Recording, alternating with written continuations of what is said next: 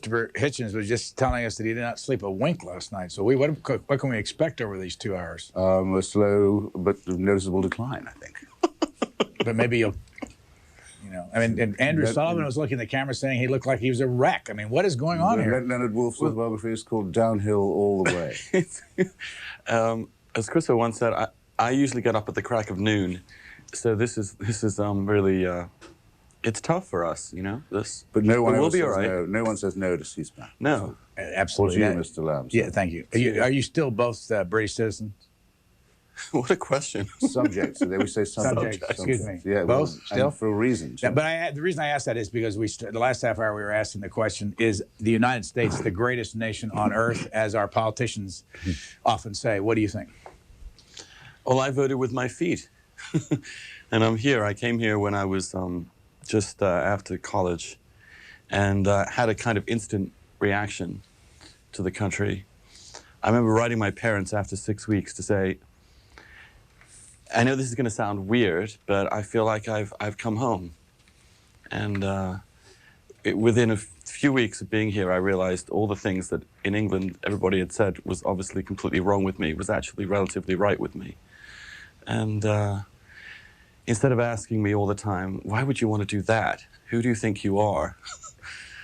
I was. You could be all you could be. I could be all I was. What about or you? even more. And now as and you now say, you're a wreck. Yeah. And now I'm a wreck. Well, I wrote a piece actually after September 11th saying that I've been getting by with a green card for all this time partly because I thought if I went around saying I was an American, in a way no one would believe me.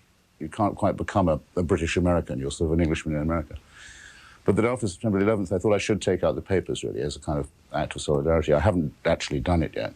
To become a citizen? And also now that, thanks to Attorney General Ashcroft, as a green card holder, I can be arrested without trial and executed in secret and so on. I thought, well, perhaps I should not miss the chance to do that, and I should stay with my fellow immigrants. Because he slightly qualified my enthusiasm for the national mood after the 11th of September, but I mean, I certainly feel as American as someone not born here could possibly.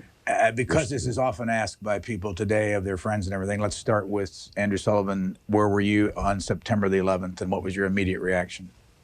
I was actually in Provincetown, where I spend the summers, and I was woken up by a friend of mine who ran in to tell me that someone had bombed the World Trade Center, and that is news we'd heard before, of course, 1993.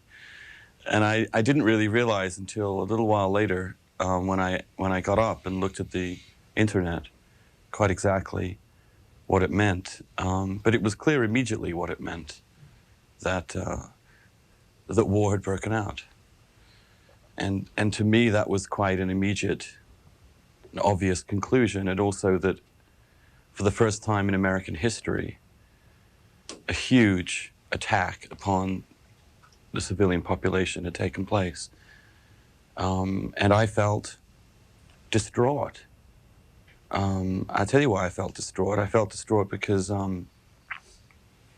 I do have a sort of love of this country's sense of able to make things new again, leaving the old world behind, having an entirely unique sense of security and escape from the world. And for the first time in American history, the world had come into America and raped her, and I was in tears for days.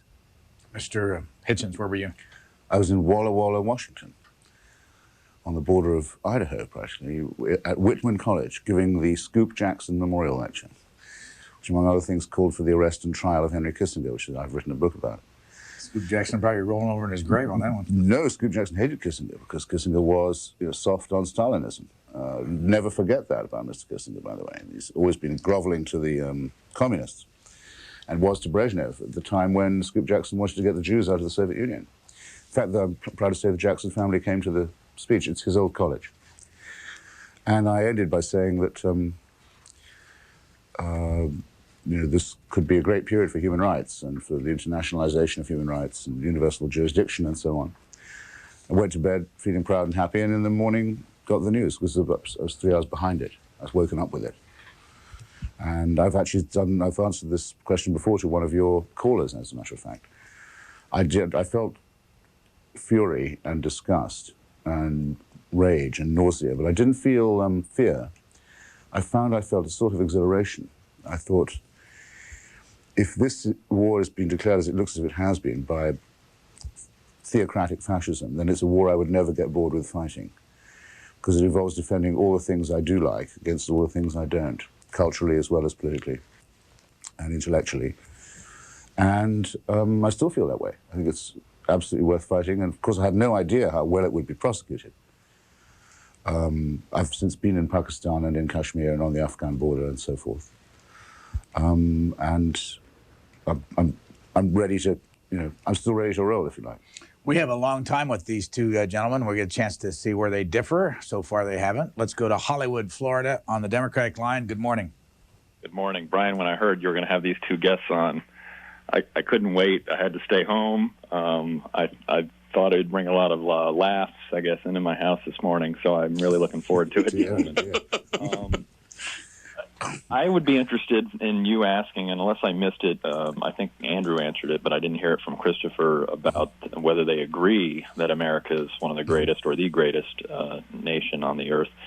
And I would be interested in you following up and asking them why. In listening to the answers of a lot of Americans and non-citizens who called up, I only heard a few that really echoed my sentiments, which is we are probably, I would agree, we are the greatest nation on earth, but it's not because of our wealth or a lot of the things that people have discussed, but rather the individual freedom and the individuals like you have there.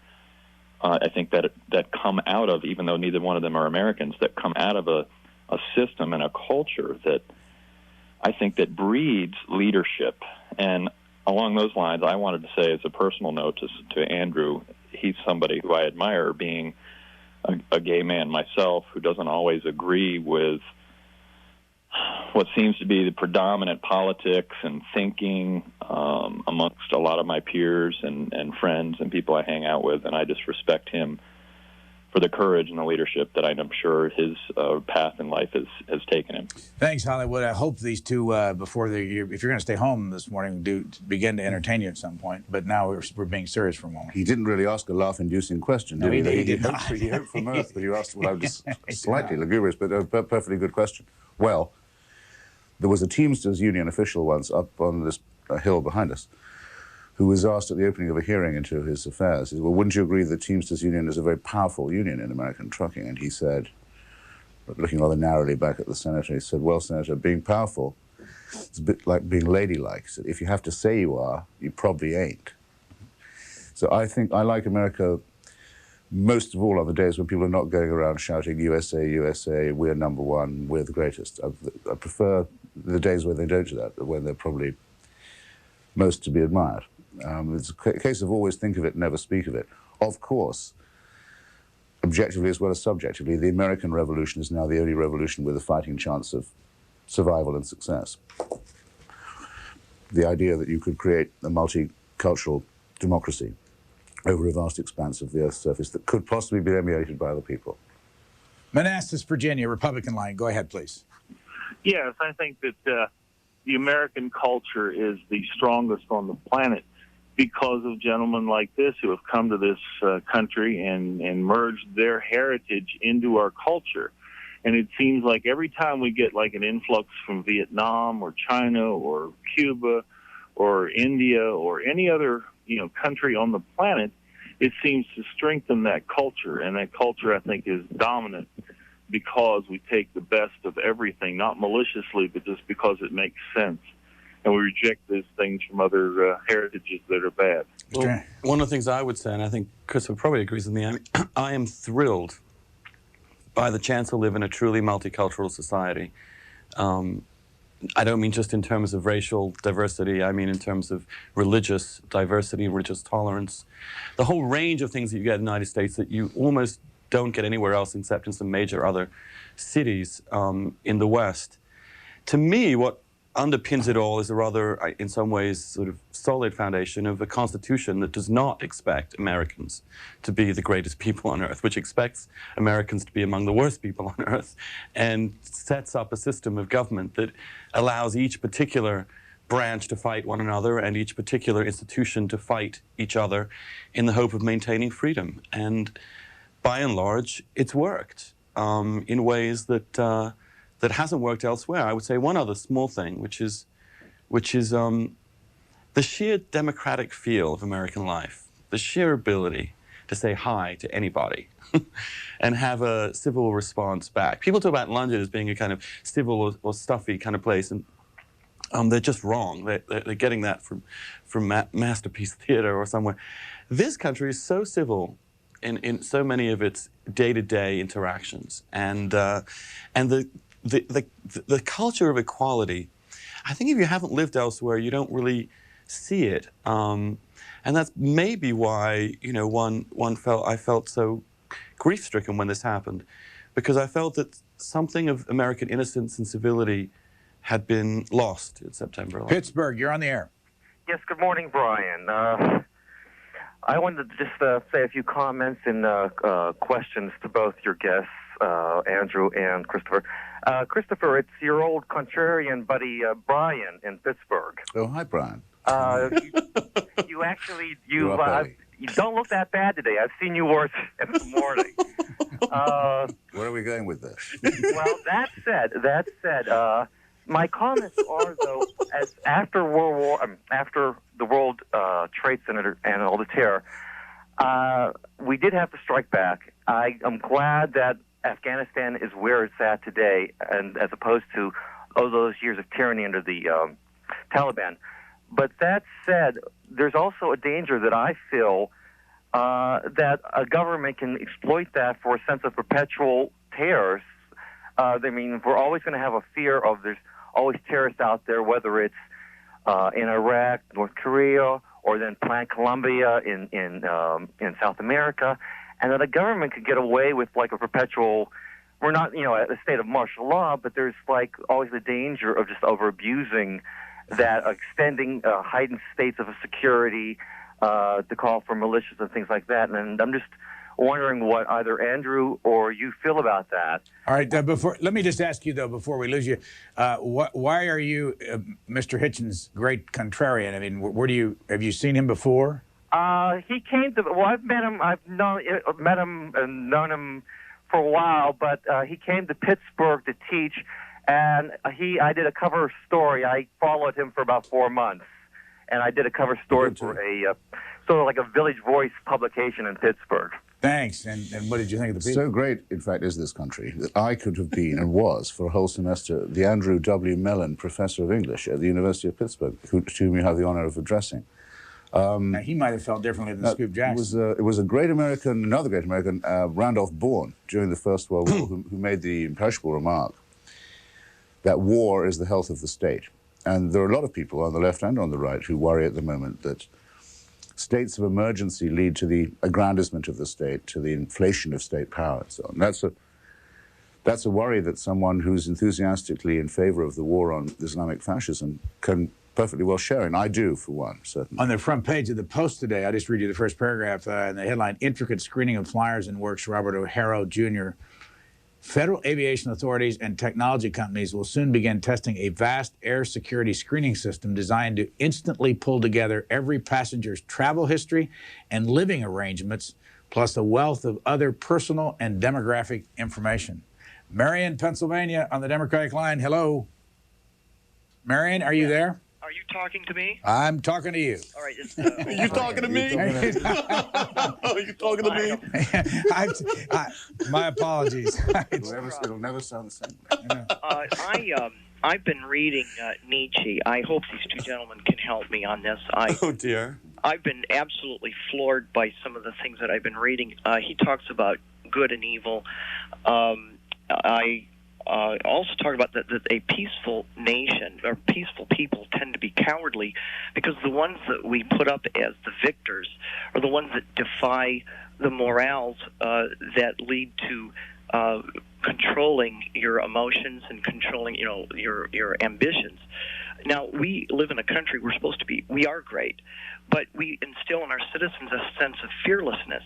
So therefore, the punishment for overcoming the mores, as we do, we have to upgrade or shift our penalties into higher gear to try to control our citizenship. He also spoke about other nations, that a country that goes to war and says they're doing it for defense always has to undermine the morals of the other country and take the superior position. Why, by the way, caller, are you reading Nietzsche? I just picked up this book. It's The Portable Nietzsche. It's written by Walter Kaufman, and he's one of the great experts on Nietzsche. I like the idea of Nietzsche being portable. Well, that would be the last word that would usually come into. You don't. I think Mr. Bin Laden has been reading him too, because it struck me in the early statements that they made, and many of the interviews that these gangsters have given, they say that defeating the Soviet Union was the really tough thing. That was really hard, but defeating the United States would be relatively easy, because it's so soft and corrupt and immoral and so. I'd like to think that they've got that exactly the wrong way around, that defeating the Red Army was the easy part.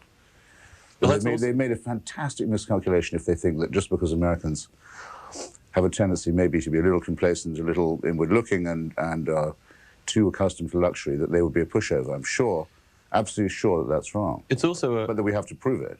It's a fascinating moment to bring up Nietzsche because, and I think everybody should read him just to find out what's wrong. What Nietzsche was about, essentially, at least in some respects, was to say that there is no such thing as evil as such, that we can go beyond good and evil, that all these absolutes are actually all relatives, and that they can be recreated by anybody with sufficient imagination, that there is nothing solid beneath all of this. That he, in some ways, is one of the most influential philosophers of modernity in that respect. And what this war is partly about is saying, there is something called evil. The murder of thousands of civilians for a theocratic fascist cause is evil. And a constitution which defends religious tolerance and respects human life is good. And we are about to fight that evil with this good. And we'll do so also against this of course is the huge news of this week. We will do so also with respect to the despotic regimes in Iran and Iraq. And I think, therefore, Nietzsche is entirely appropriate. Let's go to Alpine, California, on the Republican line. Good morning. Good morning. A couple other things before I ask Mr. Sullivan something on the greatest nation in the world. It depends who you ask. Ask the children or the parents of the children who come to this country to have our doctors fix their facial deformities, or work. There's a lot of heroes that we never hear about in this country. Our hospitals accept people without money. Some of them, not all of them, of course, but some of them. By no means. By no means all. And ask the survivors of the Holocaust. Who the greatest country is. Mr. Sullivan, I visited your website yesterday because I knew you were going to be on today. I am a very strong believer in equal employment opportunity for everybody. I don't care who they are. Equal housing. I don't believe anybody should be discriminated against on the job or for housing or whatever, or harassed. However, this issue that you have with same-sex marriages, and that was a big issue on your website yesterday. I think, to me, that's a step backwards. I really do. I think it's just.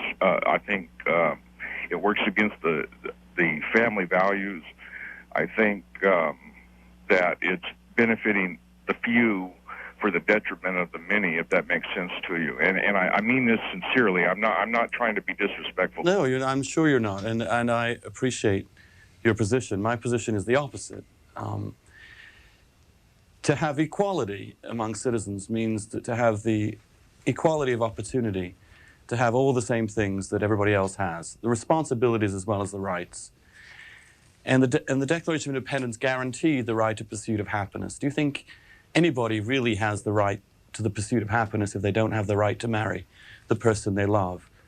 And gay people are just like straight people. We just have the same emotions, the same feelings, the same bonds, but we're denied the ability to commit ourselves to another human being for our lives. We're denied the opportunity for responsibility. We want to have that responsibility. We come from regular families. We want to be married and have the same rights and responsibilities as our brothers and sisters in the same families.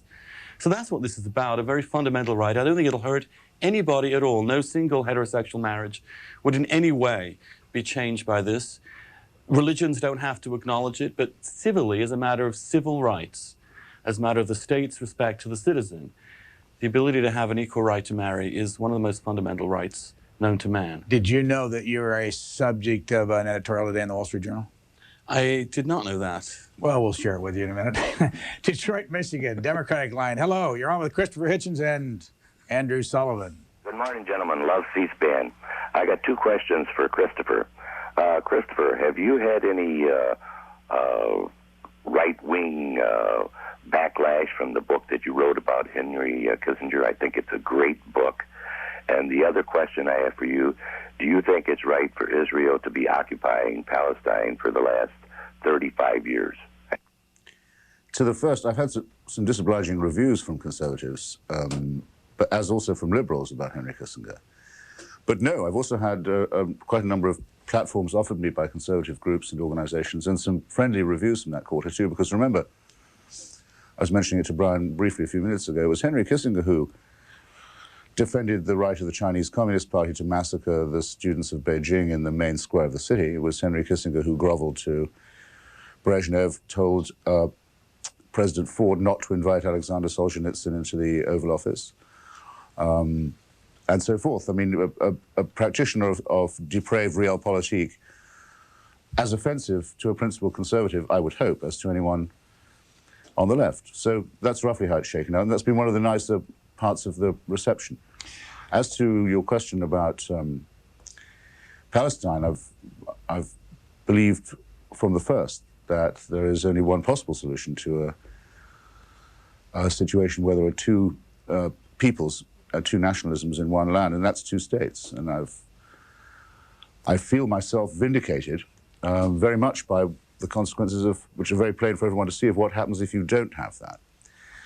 And not only that, but how those consequences, those alternatives are going to get worse and worse and worse. It's narrowing now to the point where either Israel would have to expel the Palestinians completely or institute a system of formal apartheid. Those are the only alternatives to statehood, and we like to think we had better be right, though it's not among the human rights issues that Mr. Bush ever cares to mention. In today's... That would teach people that if there'd been two states all along, we would have been spared much. Sorry to interrupt. In today's Wall Street Journal, it's under this headline, Scribbler's Ethics. This is all about Enron, and I'll get right to the point here about Mr. Sullivan. Meanwhile, the internet ethicist, Andrew Sullivan, has been denouncing any journalist who's ever taken a dollar from Enron. This includes our contributor, Peggy Noonan, who disclosed last week in her OpinionJournal.com column that she billed Enron $250 an hour for 100 to 200 hours of speechwriting work. In other words, she got paid like any other contract employee, which is called business between consenting adults. The first time she wrote about Enron for us was also when she disclosed her Enron fees, so she has nothing to apologize for. Certainly not to Mr. Sullivan, who recently wrote a fine piece for this page on the failure of Talk magazine, but then without asking, resold the article to the Times of London, which didn't bother to give us credit. Mr. Sullivan's explanation is that he didn't think we had international publication rights, although the Wall Street Journal is distributed in London. Leaving aside the fine points of copyright law, Mr. Sullivan's behavior may not have been unethical, but it wasn't very nice. Oh, please. I had no idea they wanted to run it again in Europe, and my editor in London asked me to redo it. I did a slightly different version in London. As for Peggy Noonan, I do think she's by far the most innocent of all these columnists who turn out to be on boondoggles from Enron. But I would point out something. She worked $250 an hour, 100 to 200. Now, someone doesn't remember whether it was 100 or 200 hours of work. Doesn't she have a 1099?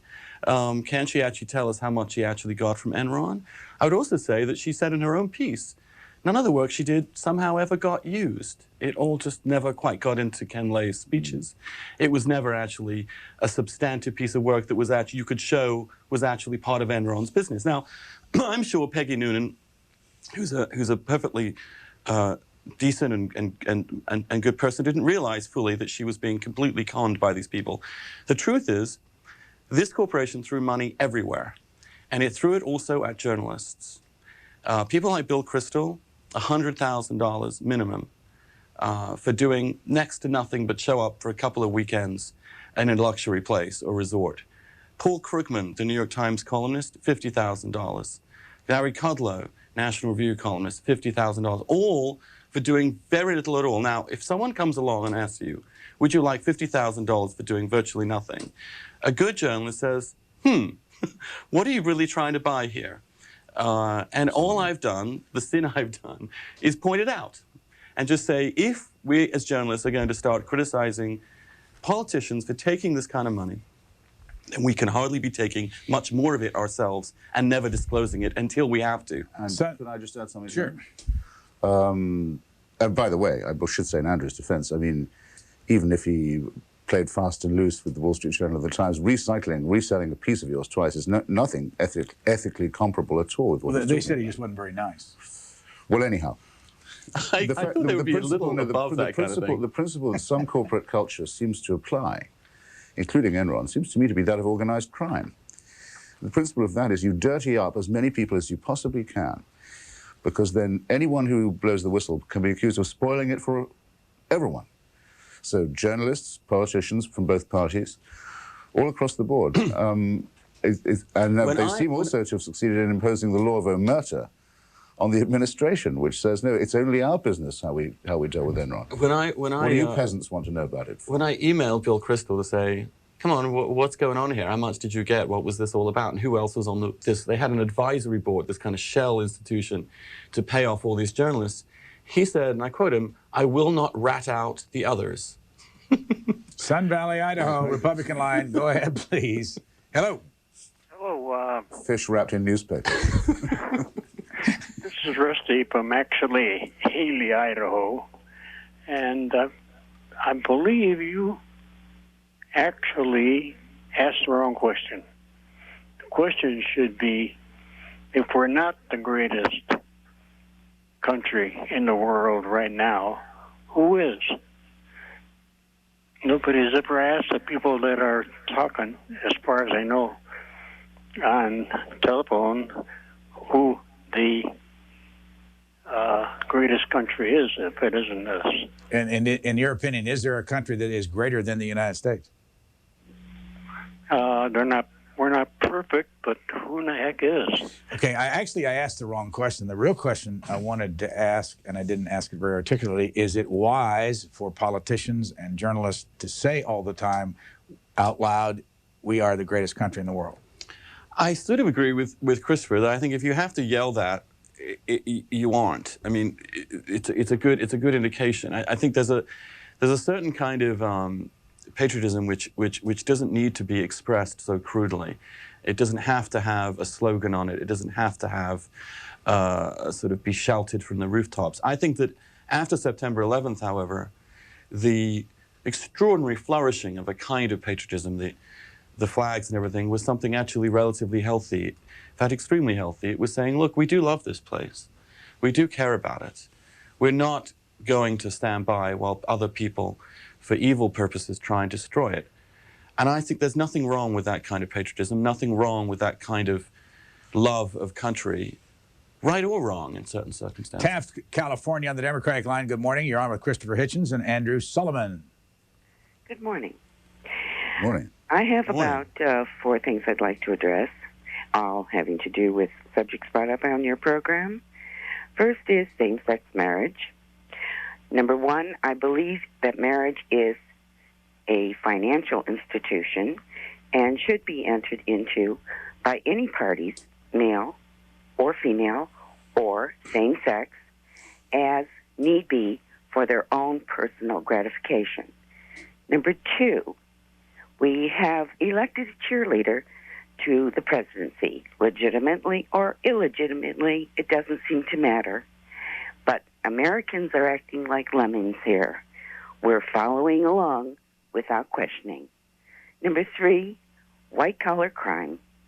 I believe that all white-collar criminals who have inappropriately lifted money from public, private, whatever types of institutions should be in jail. Number 4, loss of freedom. Big Brother is taking over. I think I'd like to take the next space shuttle to Alpha Centauri. Thank you. Goodbye. Mr. Hitchens, pick one of those. I'll skip gay marriage if you don't mind. Why? Tell us what you it's think. somehow not my subject. I feel like it can be so onerous to be the only. Just because I'm gay doesn't mean I should the only one supporting it. I know you support it. So tell us. I sort of feel no. It's there are one or two subjects where I actually very occasionally wish there was less controversy. I know it sounds like a betrayal of everything one stands for. One of these subjects is abortion, and the other, well, one of the others would be gay marriage. But it's very hard to quarrel with Andrew about it. I mean, what he says about, in a sense, what he invokes is the concept of equal protection, which is enshrined in the Constitution. I don't want to quarrel with the Constitution. I've come from a country which doesn't have one, and I'm very glad to live in a country that does. What about loss of freedom? I should add, you know, I think for many, I don't want to try to seem glib about this or flippant, but I think for many married heterosexuals, there'll always be a slight brow-furrowing element in this conversation. They think, well, they don't have to do this. Doesn't it kind of miss the point of their being gay? You know, you're never going to quite get over that ironic objection. It seems to me. We don't have. I remember once I was in a meeting in London, and there was a debate about this, and someone said, "Look, I reject the whole idea of marriage. It's a ghastly institution. I don't want to have anything to do with it. And I think you're crazy to be supporting this." And I said, "Look, with all due respect, you can't reject marriage, because marriage has never been offered to you. We don't even have the right to say no to it. We're beneath even the choice. And all I'm arguing for is that we, as equal people within this society, should have the right to choose to marry the person we love." Let's go to Palmdale, California, Republican line. Go ahead, please. We're on with Chris Hitchens. Christer, excuse me, and Andrew. So hold on, we'll be back. Go ahead. Go ahead, Palmdale. How you doing? A bit early to say. Sure.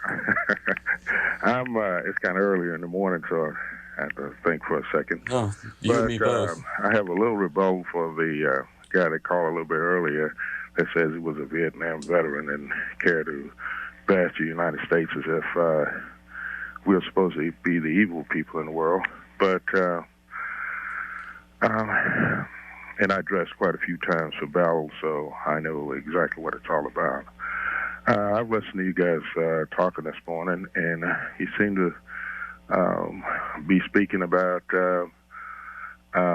from a view from outside the United States.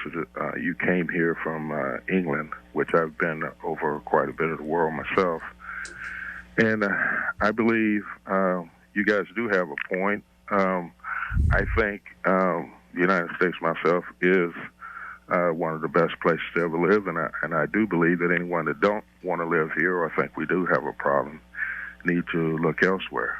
But for the question on same-sex marriages, what do you guys think about polygamy? If you believe in, if you go with the premises that same-sex marriages is because a person want to be with another person, they want to share their life with them. Could you answer that question for me, please?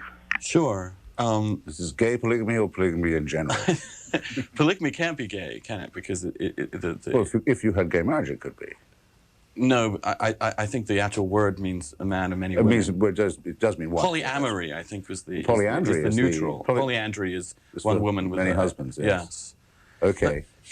Can I just answer that very specific etymological question? pitfalls as well. I know. Look, I don't believe that people should have the right to marry anybody. I just think that everybody should have the right to marry somebody. Gay people right now are denied the right to marry anyone at all, meaningfully. Of course, you know, they could force themselves into a heterosexual marriage and with all the heartache and pain and foolishness that would imply. I'm against legal polygamy. I think it destroys respect for women. I think it can undermine family life and the upbringing of children. I do not believe that of homosexual marriage. I think homosexual marriage does the opposite. It actually strengthens family life and brings a whole group of people who do not have any essential rights, emotional rights in this country into the fold of citizenship. Christopher Hitchens, Bob Woodward, and Dan Balls have been writing a series in the Washington Post. This is the 6th. We read some of it earlier, 10 days in September. They got access to the diary of President Bush. They got an interview with President Bush in December to talk about those first 10 days. They talked on background, off the record, on the record with a lot of different people around the president. Have you been reading the series? No, I haven't actually, because I've been out of town, rather.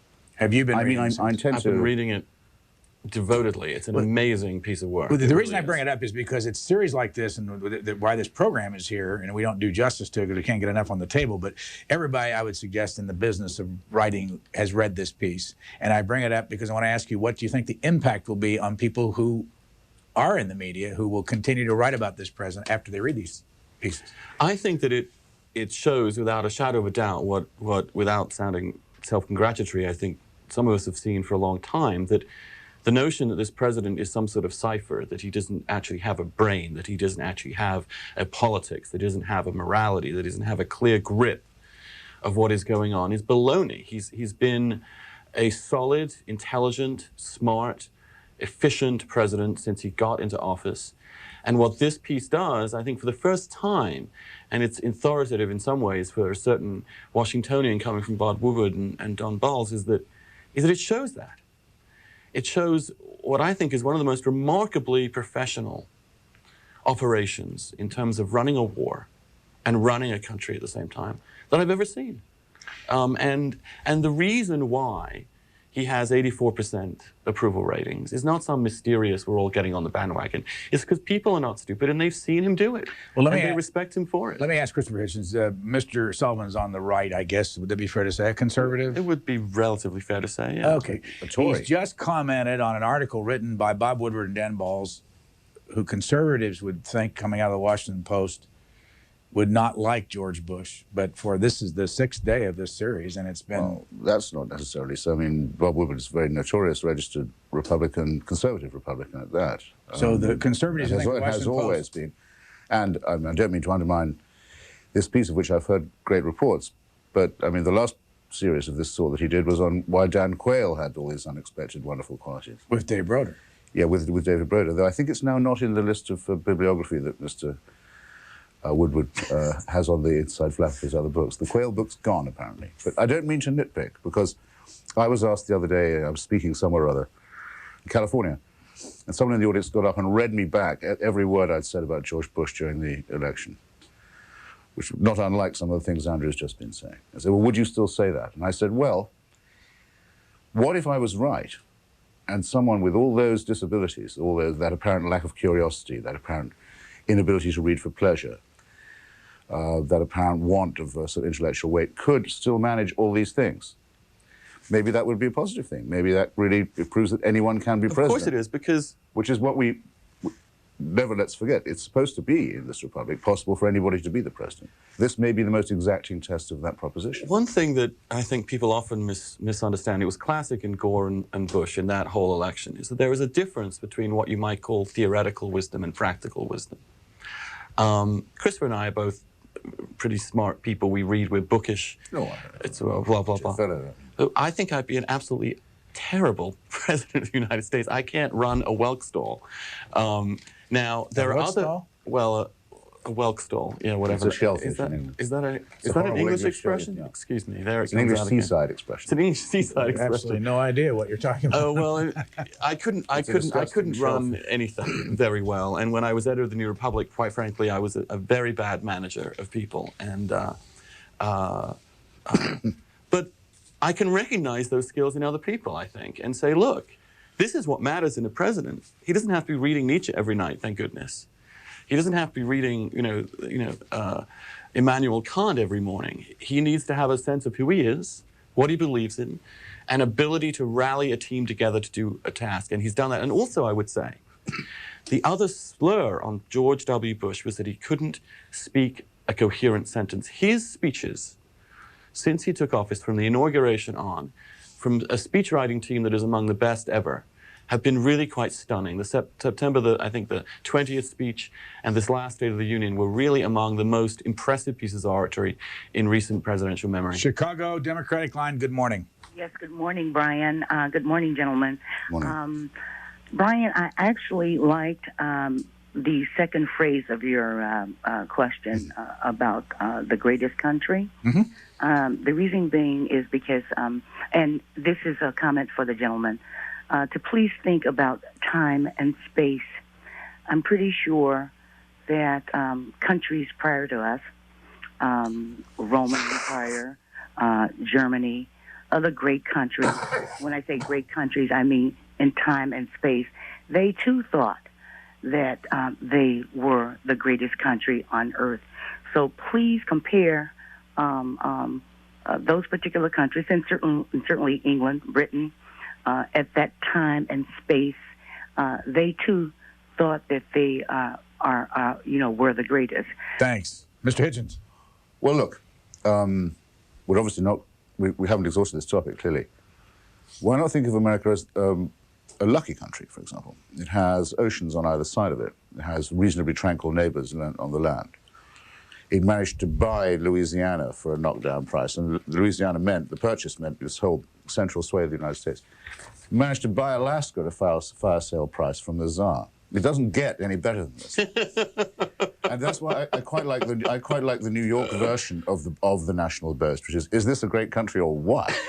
Now, I think that there needs anyone who just goes around saying unironically, well, if you know a better country, why don't you go there? The sort of love it or leave it thing is, I'm afraid to say, illustrating a quite different point and reminding people of other traits in the American character and traits in American history that are not so attractive or so wonderful. However, I'd also point out that you're right, it's lucky, but goodness, think of those people that got here. Oh yes, look, I mean, the actual tenacity. And it's made of oil and coal and everything that you possibly imagine, uranium. But still, the ability of these immigrants to come here and construct, in a matter of 100, 200 years, the most powerful and indeed diverse and stable democracy on earth.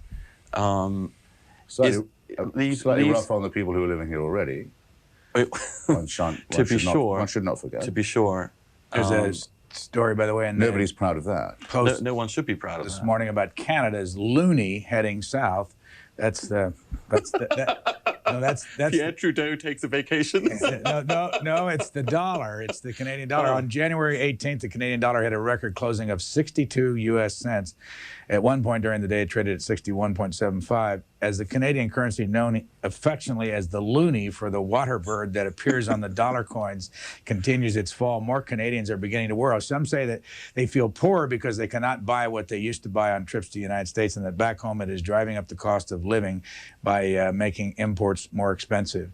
We go to Boston. Good morning, Boston. Good morning. Thank you for taking my call. This is for Christopher. It's a comment, and then I have a question for Christopher. You mentioned about the greatest country in terms of the individual freedom and all that. Is it possible that we have all this in here, but then when it comes to dealing with the other countries, we're very undemocratic and very, in a way, really a dictatorship?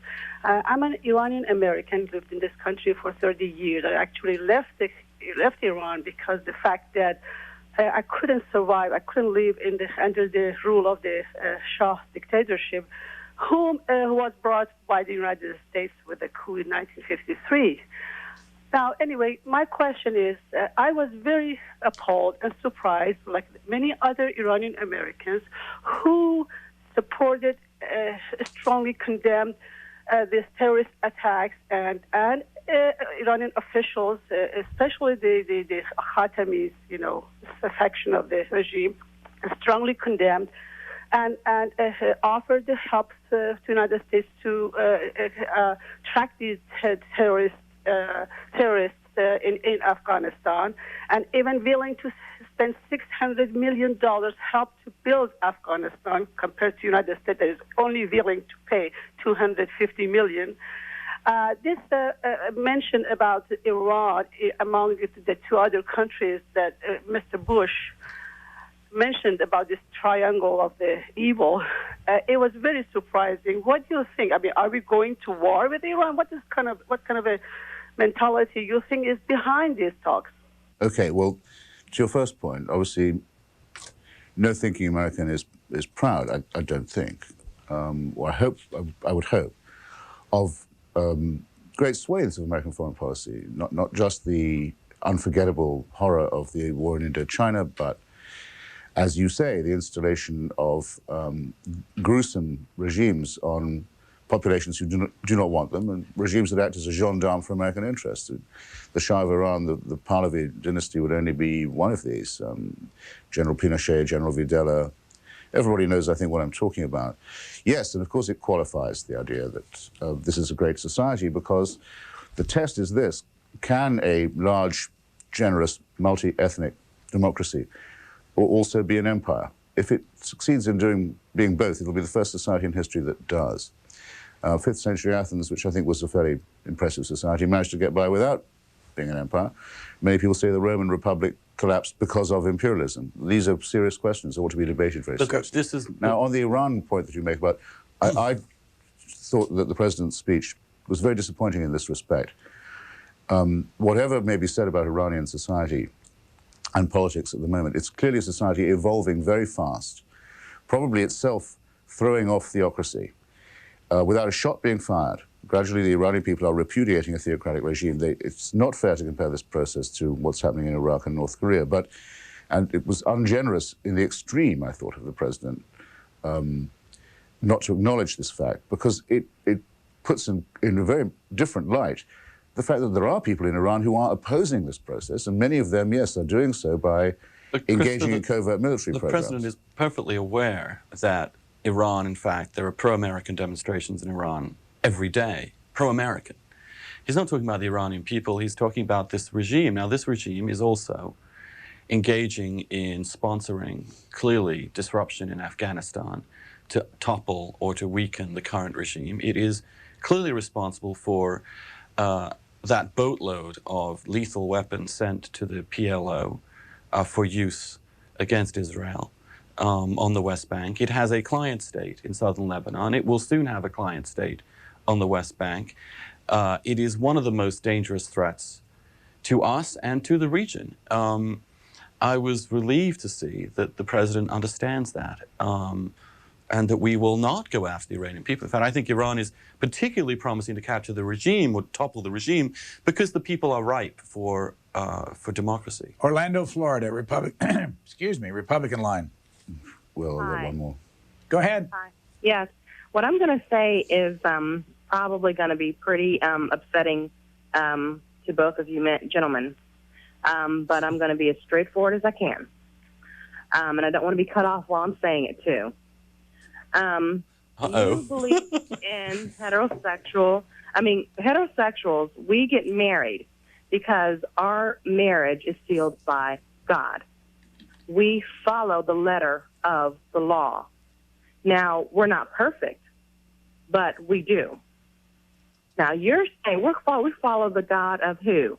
Not just any God, not just any pagan God, the God of Abraham, Isaac, and Jacob. The same ones that the Muslims, they claim it's the same, and the Jews. And that's why same-sex marriage is an issue. Well, I will just point out to you, let me just follow up with that you have every right to do that. But we do not live in a theocratic state. There is a separation between church and state. For example, it is against, clearly, absolutely clearly, the rules of Abraham and indeed of Christianity that you can divorce. It is forbidden. But as citizens in a civil society, you have a right to a civil divorce. This is a society based upon a separation of church and state. You are absolutely, and I would defend your right to exclude homosexuals from marriage in your congregations or whenever you see fit, although I would disagree with you. But as a matter of civil rights and of the state and of a secular society apart from the church, you're wrong. It's a civil right and it needs to be defended. Well, then let me defend my case then. Okay, you go ahead. Well, there really isn't a separation between the church and the state. There is technically, but not really. And I have another question for you. What if a man says that he was very attracted to a beast, and he decided that he was born by nature to be with that beast, be it a dog or be it a whatever, and he decides he wants to marry it? I mean, how far in society are we going to go? Thanks. I'm sorry, but I find the equation of a human being to a beast, of homosexuals to animals, to be something that I actually beneath answering. It seemed to me when you said that the separation of church and state was technical only, rather than actual, that you had to be describing the Constitution as a technicality in that instance, which I hope would be for most listeners, or most viewers rather, a sufficient rebuttal. The Constitution states very explicitly that the government cannot concern itself with the business of religion. This doesn't mean the religious people can't concern themselves with the business of government. No one intends it to mean that. Andrew and I have probably our biggest disagreement on this very point. He regards himself as in some way created and supervised by a supreme being. I can't think how anyone believes such a thing. I also think it's a very horrible idea, the idea of cradle to grave invigilation. Not only, it doesn't stop with the grave, according to people like Andrew. I think it's a really frightening and nauseating wish to be a slave. Fortunately, there's absolutely no reason to believe that there's any evidence for it at all. This email from a woman named Ava Herring.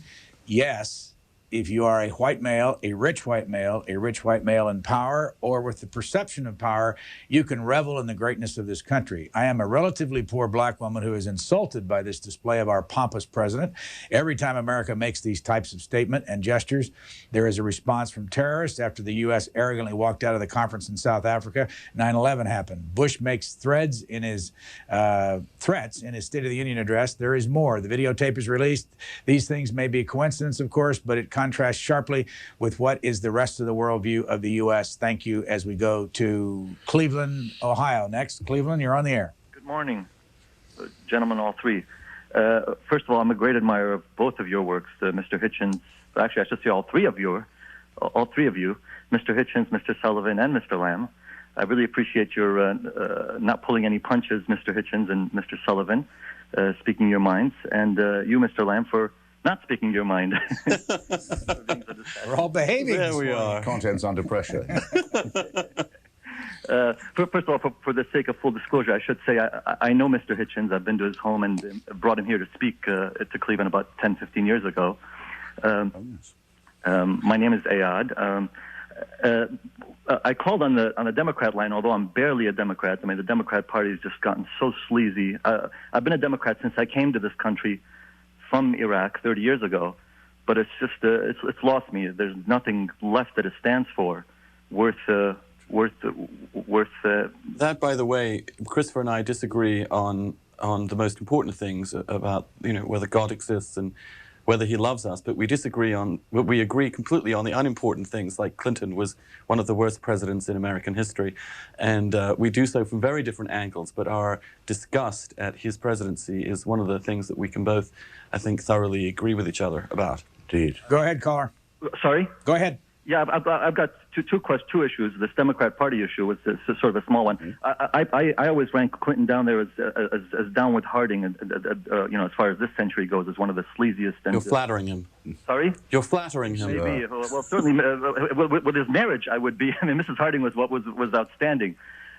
My other question, though, is about Colin Powell. Do you think there is a chance? I mean, I want to start a groundswell, a campaign to hound him out of office. Do you think that stands any chance, considering everything he's been wrong on, from back in 1990 after the invasion of Kuwait and his call to give sanctions and try, and then his fears that tens of thousands of Americans would die in that war, and his pulling up short during the eviction of the Iraqi forces from Kuwait, and then, of course, later with Bosnia and he being chastised by Madeleine Albright, not to mention that he was chastised by Dick Cheney during the Kuwait crisis, and then again here with Afghanistan and the Taliban, and again on Iraq now. Could we tell this man that he should step aside if he had any dignity and self-respect, that he's been wrong, and to admit his mistakes and not to be so concerned with his career and his justifying his past mistakes? Thanks, caller. I think that one has to make a distinction here. Colin Powell was asked to serve his president by the President of the United States. He didn't push himself forward in this respect. I couldn't agree with you more about Colin Powell's past errors of judgment. However, I do think that the notion that he and Bush are somehow not on the same page is wrong. Bush is a smart man. He realizes that it's important and useful to have at the table someone with Colin Powell's instincts. You want someone there to say, hold on a minute, wait, what do our allies feel? What is the diplomatic dimension to this particular war?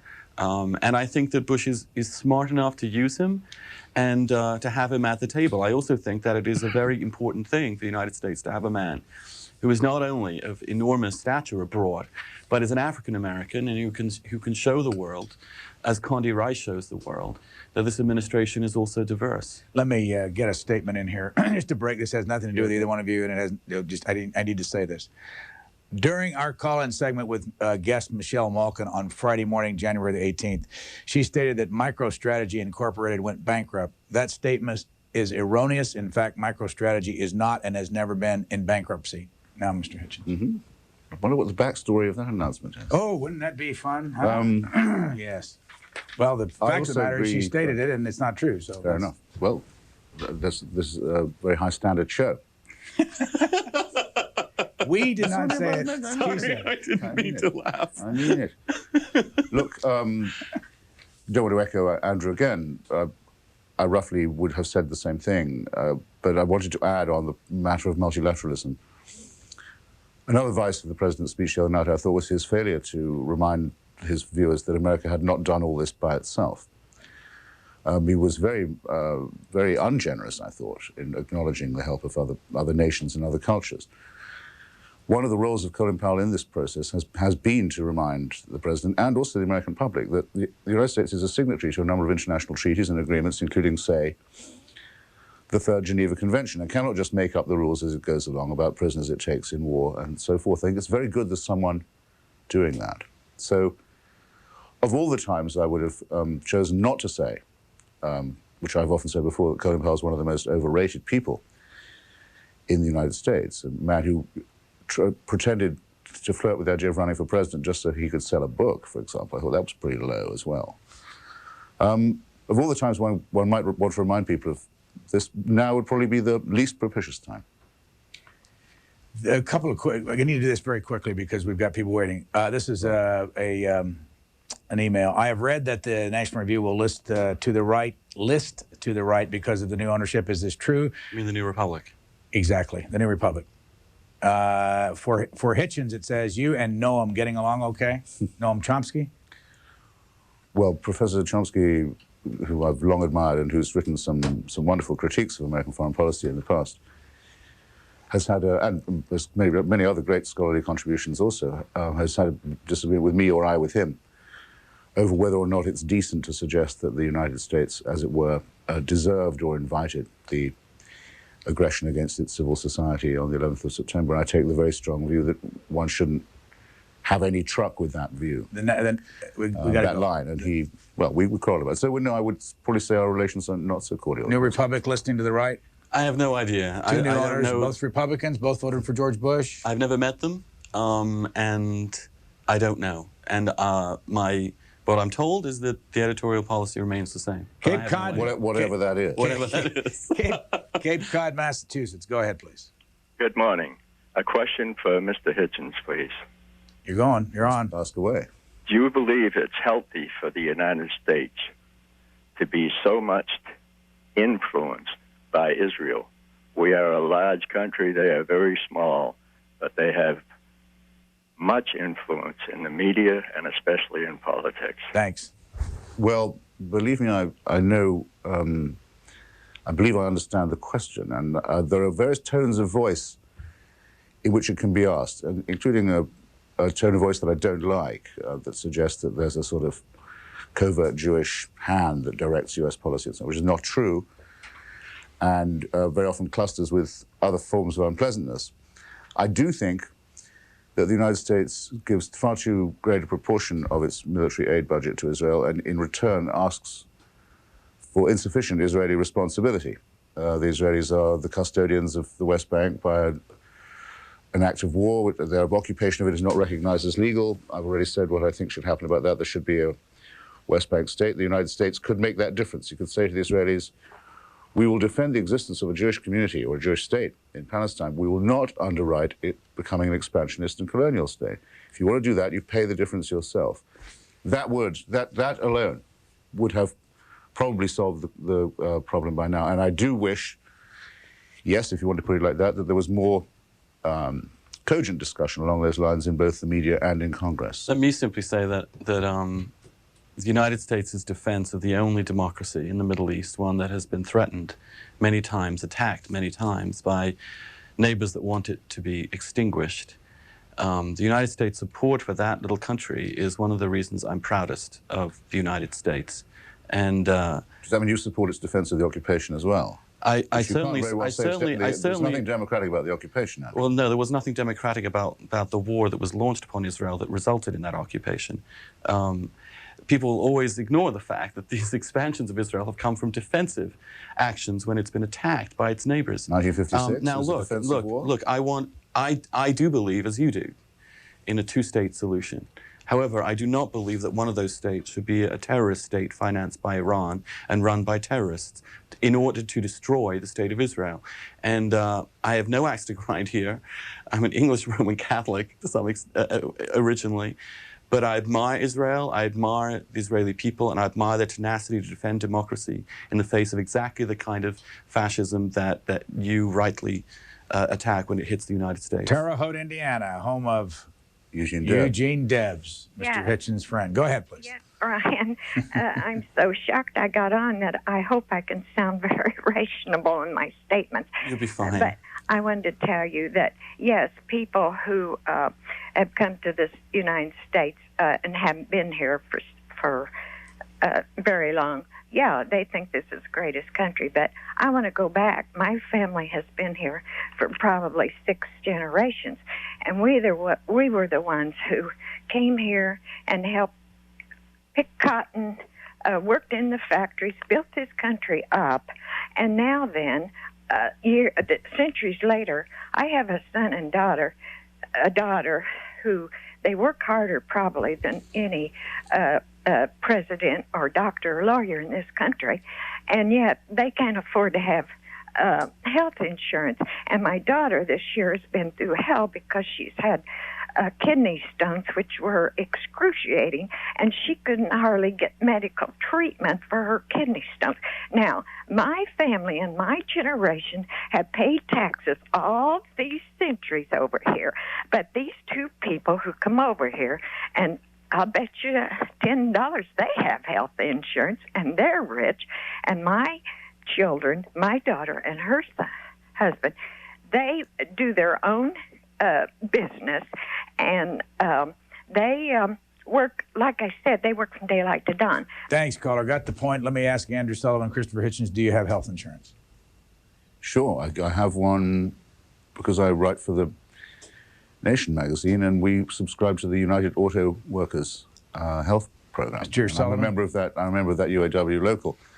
But it's not. I mean, it's the same as to say that you have to take care of it yourself. And if you're not lucky enough to be fully employed, you can be, as well as unemployed, lacking health coverage. And that's true of maybe 40 million Americans. And it's probably the most disgraceful fact about American society.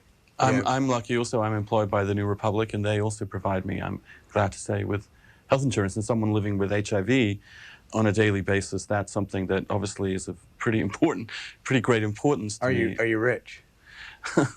I think that I don't know how you would define that. I'm certainly not in the getting sense of worldly goods. Don't worry, don't worry. It's only worldly goods. In the sense of what our caller was talking about, she said both of you had health insurance and were rich. Well, she was trying to relate that to being immigrants. I came here with a little scholarship and didn't know a soul. But look, this is not that. The broader question is about health insurance, and the truth is that it's clear that given the extraordinary costs now of healthcare, and indeed the new technologies of healthcare, that if you're pretty poor, very poor, in other words, you get Medicaid, or if you're senior, you get Medicare. And if you're working with a decent company, you've also got health insurance. But there's people in the gap, in the middle, the working poor, that don't. And I think we have to make better efforts to solve that. There is, however, not a very easy solution. I come from a country which has socialized healthcare. And the quality of that care is among the most disgraceful elements of that country. And I think if you were to socialize it over here, you would lose many, many, many of the benefits that the American healthcare system now provides. Are you a rich Mr. Hitchens? Yeah, I would say, as most people consider these things. I mean, I make far more money than I ever expected to, and I think I'm pretty overpaid for some of the work I do, though I think I'm underpaid for some of the other stuff. And anyway, it means that I can do pro bono things like this. Isn't it time for me in the program for me to ask you whether or not you're a socialist? I think that's a regular question. Yes, well, I hope you see it. You've seen my, 20 years you've been taunting me about this now, and yeah. I think I may have refused the question in my own mind for quite a while, because I wasn't going to give you the satisfaction of saying, well, I'm not sure that really it's any more useful thing to say. So today you're going to give us an answer? I think that if you ask yourself, is there an international socialist movement? If not, is it going to revive? Or if not that, is there at least a valid socialist critique with an alternative of the existing system of globalized capitalism? You ask yourself those three questions, and the answer comes back no, then you can't really usefully say you're a socialist anymore. But I feel it like a missing limb, I'll tell you that. This is truly a new dawn, Christopher. Finally, it's. But I think you're ducking. I've been writing about this for a long time. I know. But partly, But look, I slowed up on it partly because I wasn't going to give Mr. Lamb the satisfaction of saying uncle on this point. Okay. 20 years of class struggle on this I'm program. going to try and seize that satisfaction here. But the point is not that you keep saying that this is because of these external reasons. There isn't a viable alternative. It's as much as to say that there is no longer a socialist position to hold. But doesn't it clearly show, aren't you actually intellectually apprised of the belief that clearly socialist countries built on socialist models have failed demonstrably to provide higher standards of living, greater creativity and greater freedoms than the more free market societies? Well, you should have been present for some of our earlier arguments, Mr. Professor Lamb and myself, in that part of one's position was what does socialism mean, and does any country that claims it therefore earn the title, which would be your view, that the noble title of socialist could be claimed by any country that wanted to. Our own country was clearly a socialist country from 1945 to 1979, and it ruined the United Kingdom, ruined it, immiserated it, depressed it, and only Thatcher managed to save the place from what was going to be ruin. Los Angeles on the Republican line, good morning. Well, good morning. What a great conversation to wake up to. I have a comment for each Ditto. for each of your guests. We know how you feel. I'm a gay Republican Catholic also, and it's you I have to feel alone out here. You make me feel less alone, too. I would have thought one of the charms of being a gay Republican Catholic would be how few of you there were. It's a very exclusive club. There are many, many more of us than you would ever believe, Christopher. No, I think the place is heaving with them. Yes. Mr. Hitchens, when you're at the Nation, do you ever get tempted when you're meeting with Katrina Vanden Heuvel to just reach over and slap that smile off her face? Oh God! Thank God that was the. For a minute, I thought. For a minute, I thought that you were referring to the only temptation I have ever felt when in the presence of Katrina, which was a far more gallant one, I may assure you. Gallant. And well, gallant, more tender. No, I have to say I resent the question. No, I would not, and damn you for asking. Let's ask the fella from Los Angeles. Damn your impertinence. Why he asked. He's impertinent. This man was asking us if we were rich. Perhaps it is. This is the most impertinent man on American television right here. Mr. Los Angeles, come through, please. I just found her to be a little bit disingenuous during the entire election fiasco. Oh, you can say that again. And it was very difficult for me. It's still very difficult for me to even watch her. Well, look, I'll tell you this for nothing. It makes me laugh, the thought that anyone would ever have wanted Al Gore to be president, let alone Mr. Lieberman as vice president. And I must, there are millions of people around the country now who must be just so relieved that their vote didn't count. And I've said that in the nation. But excuse me, that wasn't what you were asking. I mean, Katrina is very intelligent, very serious, very thoughtful, and in my opinion, fabulously beautiful person. And also, I think she deserves an award for being... The only temptations that I feel when I see her are entirely congruent with being not either gay, Republican, or Catholic. Thank you. Of course, she also deserves an award for managing to reconcile completely unimaginable wealth and socialism. But there you go. That's a contradiction. There seems to be a lot of low blows flying around. I mean, I think that anyone seeing her, as Burke said of Marie Antoinette, every sword will fly from its scabbard to avenge a look that was in the wrong way directed at her. Baltimore, you're next. Good morning, gentlemen. Good morning. Good morning.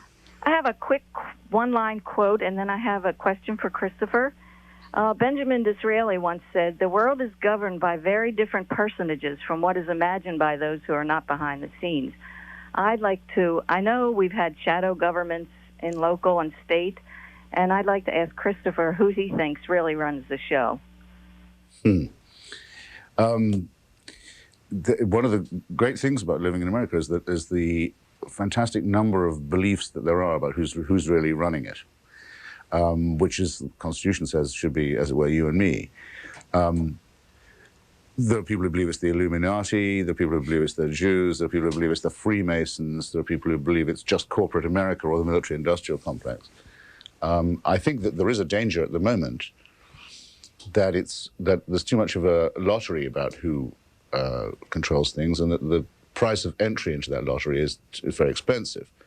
It's what I meant earlier by the relationship between corporate culture and organized crime with the Enron business. I hope and believe that many Americans, despite their current sort of patriotic unity, are really annoyed, if not incensed, at the ease with which rich crooks can get access to the highest circles of the government. Mr. Sullivan, and the way in which the government considers that that's nobody's business but theirs. Now, there should be a real outrage about that. The critical catalyst for that particular cancer on this republic was Bill Clinton, who was the most aggressive courter of corporate money for his own campaigns and others. I don't disagree, except that I'm not sure he was worse than Nixon in that way. Can I ask you both quickly? He was as bad. He wanted to be as bad. A current matter, please. Back in the fray. Gore announces PAC, gearing up for possible 04 presidential run. This is the New York Times, page A19 today. He'll give a speech in Tennessee on Saturday night, $25 a head fundraising rally in Nashville. We will be covering it live. Both of you, well, we know where you're coming from. Let's just keep on going. Warren, Pennsylvania. Warren, Pennsylvania, you're on the air. Yes, sir. Concerning the greatest nation on earth, yes, sir. We are in a lot of ways, but if you take standard of living and infant mortality, two of the most important things to me, we're not even in the top 10. And if you take socialized medicine, we're the only democracy on earth that doesn't have some form of socialized medicine. I work on a loading dock, and I ask all the Canadian truck drivers that come in how they like their medical coverage, and to a man and woman, every one of them has said they like it. I feel that they're a democracy and they vote. If they didn't like it, they would vote it out. Thanks. It's very hard to vote out massive bureaucracies once they get entrenched with government money. You should ask them also whether they like their high taxes and the quality of care that they get. And that seems to be the more relevant question. He was, though, implying they do. Well, there's obviously a diversity of opinion in Canada about that. All I can say is in the United Kingdom, the home of socialized medicine, the collapse of that system is now the biggest subject of domestic debate, and some public-private mix, some variation of that is necessary. I would also say that the free market in medicine in this country is one reason I'm sitting here talking to you today. That the reason why this country has provided the most massive majority of new medical breakthroughs is because it's possible with the free market in pharmaceuticals and in medical care to actually have incentives to produce new cures. And certainly the treatments for HIV, which have allowed many of us to stay alive for so much longer, are directly a product not only of, again, public-private mix, the NIH funding of basic science, but also small companies risking a lot, making new cures, helping us stay alive. How long have you been HIV positive? Coming up for 9 years. This email, would both of you please go out on a personal limb and give C-SPAN's audience your prediction of whether you believe George W. Bush will be given a second term as President of the United States, and please share the reasons you see it playing out the way you do from Mike McAnally, I believe, Round Rock, Texas. Quick, please. We got to. Yeah, okay, I would say yes, and I would say the main reason was that I can't think who the Democrats would even contemplate running against him or any other Republican, And not just against the successful. I would say I have no idea. I'd be foolish to say so. The world can change overnight. I would say that the Fox News poll in the middle of this 84% approval rating showed Bush's re-elect numbers still only at 49.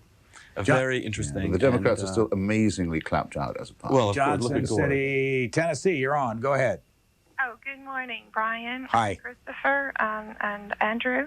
How are you today? Good. I was listening. Pardon me? We're both feeling a little so-so. So-so. Here. It's like the crack. Yeah, it's this like is we're new still, for them. They don't like getting up at this hour. Go ahead, Carl. Oh, okay. Well, I've been up since 7. So anyway, I was very taken aback by the rude statement from the previous caller, who evidently thinks they're a Christian because they can be rude, but we Christians can't be rude. And I was very taken aback because of what she was saying was actually stemming from what happened in the Garden of Eden, and Adam and Eve were expelled from the garden, and that was after, this fall of mankind. The sin entered the world, and people forgot who God was and wanted to go their own way. And from that, wanting to go their own way has stemmed forgive me for this, but perversity of marriage that was ordained by God in the Garden of Eden between a man and one woman, one man, one woman. And everything has stemmed from that. Well, the previous caller went to the far extreme into bestiality, and that is so abhorrent to God, as is anything that is of His divine nature. Thanks, Carl. Let's start with Christopher Hitchens on this. What are you thinking? I was thinking about the talking snake and the Garden of Eden and all these sinister fairy tales. The caller sounds so sweet. I almost don't want to say what I think about the horror of these beliefs. You do not believe any of this? I think it is a very nasty fairy tale, and I'm very relieved that it's not true. Are you an atheist? I'm an anti-theist. In other words, it's not that I don't believe that there is a God. I think that the discovery there isn't is a huge relief, because it would be like living in a celestial North Korea if there was one. You would never be able to escape this attention. It would be even worse if it was benign, as some people claim it to be. I think it's a horrible idea. I think it comes from the slave element within us, the wish to be looked after and protected, and in some sense owned, which I repudiate with every fibre of myself. Well, Christopher. So that's what if you want, I'll tell you what I really think about religion. But well, that's fair enough. Let me counter that. We can come together on constitute. We can both exist in this republic as civil people. But I must say that the notion that belief in God and love of Christ is some sort of permanent slavery, that one lives one's life controlled and unable to have freedom.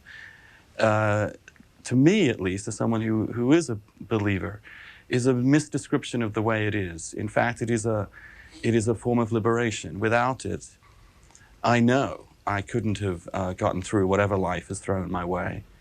And I also know in my heart of hearts that my being gay is something also that God loves and wants me to bring to its best fruition. But like straight people or gay people, we can all sin. We can all go away from God. But for me, Christianity is not slavery, it's liberation. And the ability to have, let me just finish one more point, the ability to have some perspective on the world, some place to go, where this world's daily pressures does not get you and cannot get you, is an incredibly liberating and important experience. And so many people have it, and I'm very glad that God is near. See, all that's supposed to sound, and does in a way, modest and humble and so forth, but think of what an incredibly solipsistic and arrogant claim it really is. You claim to know what God wants. No, I don't. You claim to think he has a plan for you. No, I do think that. I don't know what it is. Unbelievable conceit of the supposedly humble and meek. Well, yes, it is an amazing conceit. It's an amazing conceit, here's why I think it's authoritarian. I'm told that there was a human sacrifice that took place 2,000 years or so ago, in which I had no say, which would not have taken place if I'd had anything to do with it, but which has saved me whether I want to be saved or not. Well, I don't like to be talked to in that tone of voice. Well, then you're talking about a certain kind when it isn't sickly, it's rather authoritarian, that kind of talk. And you managed to combine, in your own approach, this tiny element of each. I'm very sorry to have to tell you. Tulsa, Oklahoma on the Democratic line. You're next. Hello. You're on the air, sir. Thank you. This is my first-time caller, so I might be a little nervous. That's nice to have you with us. Okay, my question is, I know I've watched you all this morning debating the greatness of the United States and past empires, but my question is, recently there was a week-long special on the Congo and what's going on over there, and my thinking is, you know, we've discussed military power and great wealth as a defining difference of greatness as a nation. But do you think we could do anything with respect to the natural disasters that are going on in the world, and maybe that we could claim our greatness in history if we were to take a more active role as a country and be much more involved in those areas and trying to help people? I realize, you know, some of those things are natural disasters and that they're not our fault by any means. But as, you know, coming from a Christian point of view, isn't it to our advantage to take advantage of those situations? Thanks, caller. I think not only can we must. However, I would say the following thing. I think it's also very important that we don't cripple countries with a kind of dependency. There's a kind of aid which can lift people up. And there is a kind of aid that can actually just go to certain tyrannies or certain regimes that simply keep the people down, and certainly do not encourage the kind of enterprise and self-help that will actually rescue and help rescue these countries. So I think we have to have some sort of way of helping the needy without imprisoning them in a welfare dependency, and that's the very difficult task that foreign aid has to do. It ought not to be forgotten, and in fact it ought to be regularly emphasized that the United States and the people of the United States already have a huge responsibility for what's going on in the Congo. We're a country which I've visited, probably the most stricken place on earth at the moment, not exempting parts of Afghanistan. In 1963, the President of the United States gave the order for the murder of the first independent leader of the Congo, Patrice Lumumba. The United States has ever afterwards, until very recently, been the patron of the most sordid kleptocratic regime there, that of General Mobutu, which was in power when I was there. It now cannot disown responsibility for what it's done, which is probably so horrific that people are unwilling to face it, but must be faced all the same. Could, well, first of all, Christopher Hitchens is a graduate of Balliol College at Oxford. Who'd you go to school with there? Contemporary of mine at Oxford. Well, that was when Mr. Clinton and Mr. Strobe Talbot and Robert Reich and all that lot were the Rhodes Scholars, and I hate to think that we'll ever be thought of as the Clinton generation. In fact, we won't be. What year? What year? I knew we decline it. I didn't know Mr. Clinton very well. I remember the address. I remember the address where he lived, because there were a lot of American anti-war people living in that house, and I was a great friend of any American who was against the war. And we had a girlfriend in common, Mr. Clinton and myself, for a while. A girlfriend in common? Yes. At the same time? No, excuse me. I mean, well, I hope, what I have to say is I hope not. We have both been friends with the same girl. I used to wonder, now you happen to mention it. Does that make you about 55 years old? No, it means I'll be 53 in April. And Mr. Sullivan, how old are you? I'm 38. And you're a graduate PhD from Harvard, correct? And Oxford, yes. Let me ask you one quick question before I take a call. This is way off the subject, but I just want to get your philosophical answer to the question. What do you think of the Super Bowl? I don't do sports. At all? No. So what do you think of the concept? They made me do them a lot in English boarding schools for years and years. I had to get up, have a cold shower, play games, and then do some Latin. When that was over, I thought, I'm never doing any of that again. But it's usually the single most watched television show in America. It's also a great form of male bonding, but I find I can do without it. And Mr. Sullivan? Well, I now have a boyfriend who is an obsessive football fan. I wake up, go to bed to the sound of him watching football and cracking six-packs. So, which can be a cheerful experience. I would say almost an erotic experience. Excuse me, this is your idea of marriage. It is my idea of marriage. Sorry. He's also, however, it sounds very like a heterosexual... It is exactly like a heterosexual marriage. He's also, however, I must say, as well as being a complete sports jock and sports maniac, a professor, which is, in my view, the best of all possible worlds. So I've learned a lot about football from him, and I have a feeling I'm going to learn a lot more. In the next half hour, I'd like to see, and this is possible, where the differences are between you two gentlemen after all these years on different things, quick differences. Let's go to Long Island, New York, on the Republican line. You're on the air. Good morning, gentlemen. Thank you for your program. It's the first time I'm calling. My question is addressed to Mr. Hitchens, please. It's a two-part question. Number one, in order for America to be the greatest nation on earth, can you explain at what price? Isn't it at price of exploiting other countries, their natural resources, and bringing all the brains and all the talented people here? And number two, Mr. Hitchens, please explain for me, because I respect your work and your opinion. How do you define terrorism? Is it a different definition for it? Isn't it what Israel is doing, assassinating people and killing children and innocent civilians in hundreds and over the years in millions? Isn't that terrorism? Thanks, caller. Well, on the first point about exploitation, as you call it, I mean, as I mentioned before about the Congo, and I could have mentioned the other countries too, there are places where the United States has entered into alliances with predatory elites for its own benefit or for the benefit of small groups of Americans. It's a disgraceful business. There are many people also who believe, not all of them are radicals like myself, that the United States is better off tending to its own business, and that ever since perhaps as far back as 1898, expansionism has had its major downsides. That's a huge debate. I don't think the United States needs, or as a society requires of itself, that it exploit others. No, I mean it could on its own resources get by. So it's not. There's no imperial imperative. I always avoid the use of the word terrorism where I can, because it has become far too generalized and loaded and ideologized in so many ways, and it can be used by anyone who isn't a pacifist to say that it's the pursuit of politics by forcible means. I think if you wanted a definition, it would be the exclusive concentration on the disruption of civilian life and the taking of civilian life as an end as well as a tactic, as something good in itself as well as a means to another end. And that's the purely double distilled essence of it that one saw on September 11th, but I still prefer to call that religious fascism, because that's what it really is. Let me say, this notion of exploitation... And as for the Israelis, everybody knows that, because I mustn't seem to duck that question, because I know how toxic it is, everybody knows that if you want to occupy people against their will, if you want to be the governor of another people who haven't chosen you, you will end up visiting terrible cruelty on them. There certainly cannot be a humane occupation. Andrew Sullivan? I would say, quite simply, this concept of exploitation, the idea that America, by being a beacon for many other people around the world, is somehow exploiting other countries, is baloney. The reason people come here is because it's freer here. If those countries in the Middle East don't want to be exploited, get yourselves democracy.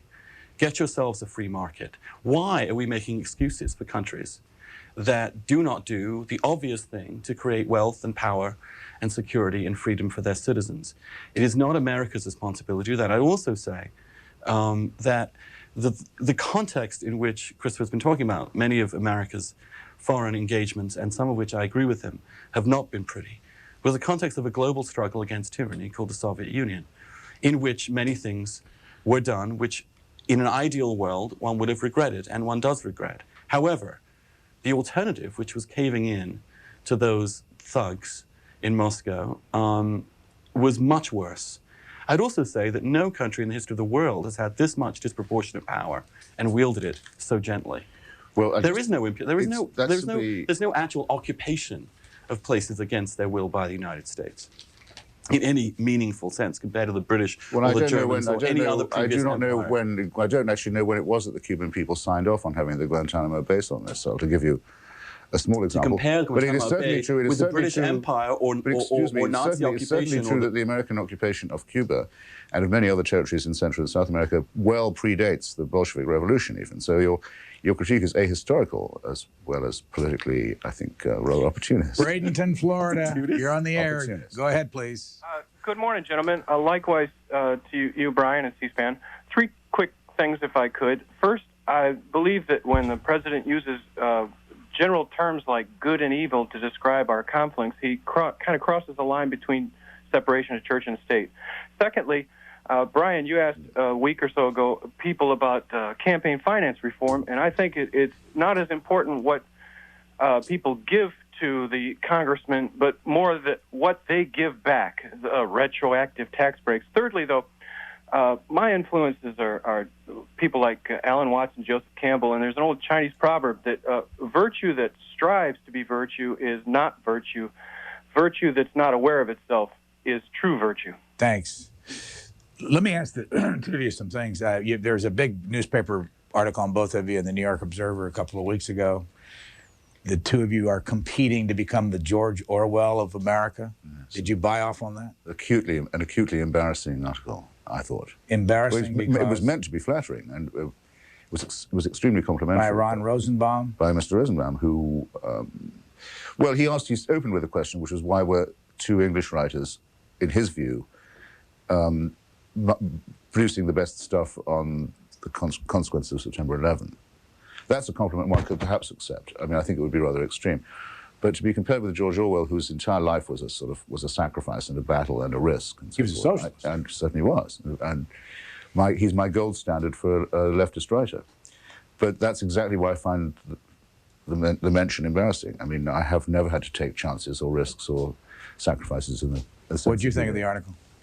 I agree with Christopher. It was immensely flattering, but Orwell to me was the person I read when I was 12, 13, 14. He is such an icon for me in terms of less his actual substantive politics, which I respect, although disagreed with in some respects, than the honesty and decency of his writing, the sheer clarity of his prose, which is a model for anybody, and the idea that I could be equated with him was immensely flattering, but also, I think, way too flattering. Let me ask you a number of questions. I winced even more at Andrew being compared with him, but I mean, I winced when I was. Yeah, I understand that. If you had to choose a country to live in besides Great Britain and the United States?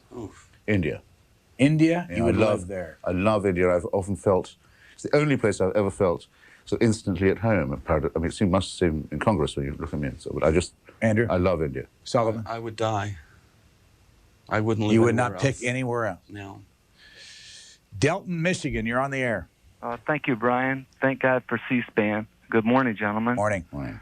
I was wondering if we could take a different tack on the vice president being sued by the GAO.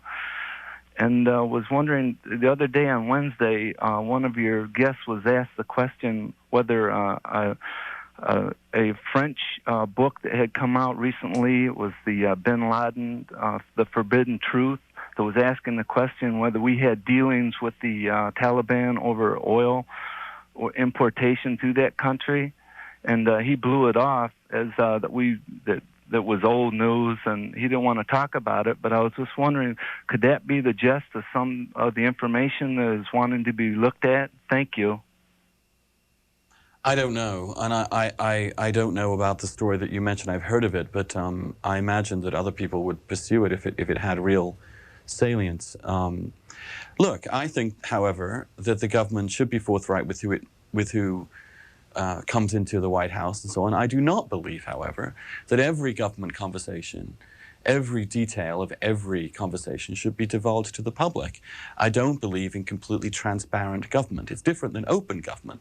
Government should be open to inquiry, but transparency would mean there are certain sphere of freewheeling ideas and thought and opinions that I think our leaders need in a safe environment to be able to talk over things and to think the unthinkable and to say things that if it came out would be politically embarrassing. And I think that kind of freedom for effective government is important. And I'm nervous that if the GAO wins, there'll be no ability for government to have serious confidential discussions in future. You see, that really shows that you do have the soul of a Tory in a funny way. I do. You think yes, these people have a sort of natural right to rule? No, no. Well, I just think that there is a clearly you cannot govern effectively unless you can talk freely amongst yourselves as you must, at some point. But you know very well, you've just been praising the fact that Mr. Bush, as long as he can control the way it's done, can make us aware of his private diary, as long as it can be given to the Washington Post so that they have control over the image presented, whereas what Congressman Waxman is asking,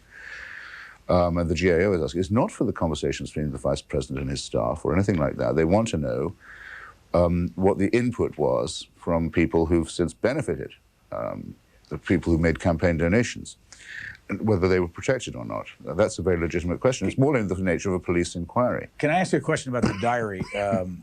Apparently, and I say apparently, I didn't see it, I've read it, that the Bush White House let one of these reporters, Dan Bowles or Bob Woodward, look at his diary around the time of September the 11th.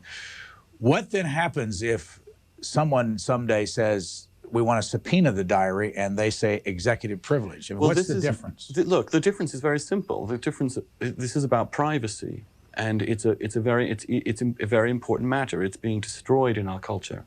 The ability to have any private communications is being destroyed among private citizens as well among public officials. So the president will be allowed to show it when he wants to, but then not show it when he doesn't absolutely. want to. It is his prerogative whether his own private matter should be, genuinely private matters should be dispersed to the public.